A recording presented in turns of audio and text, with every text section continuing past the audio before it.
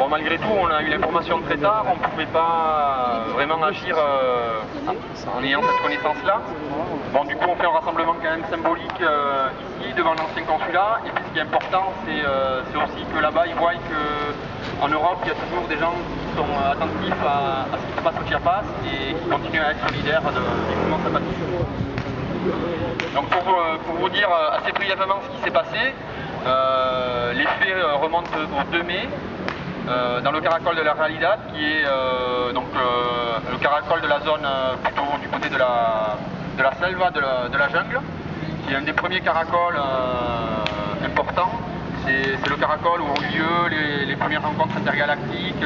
C'est un endroit très symbolique par rapport au mouvement zapatiste, puisque c'était le premier caracol. C'est de là aussi qu'il y a eu un peu toute l'aura internationale qui est partie, même si aujourd'hui il y a 5 caracoles dans la zone. Donc le 2 mai, il y a eu une agression de groupes paramilitaires.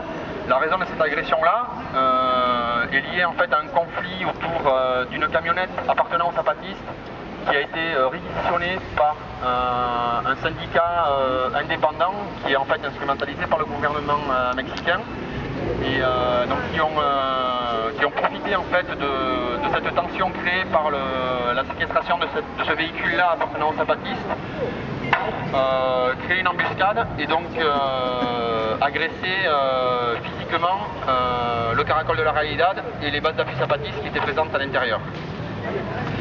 Il y a eu en tout 2 embuscades, une première contre une 60aine de bases d'appui zapatistes qui se rendaient au caracol de la Realidad. Donc ils ont été attaqués à l'arme à feu, aux machettes et avec des pierres. Il y a eu plusieurs blessés lors de cette première embuscade. Quand l'information a circulé à l'intérieur du caracol, les bases d'appui qui étaient présentes à l'intérieur du caracol sont sorties du caracol pour aller soutenir les compas qui étaient tombés dans cette première embuscade. Et à ce moment-là, ils sont tombés dans une deuxième embuscade où ils ont été agressés de la même façon par arme à feu, machette et coup de bâton.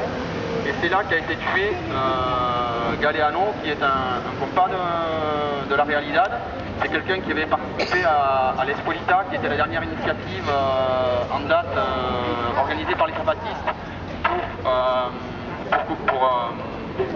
pour resserrer un peu les liens avec tous les gens, les groupes nationaux mexicains et internationaux.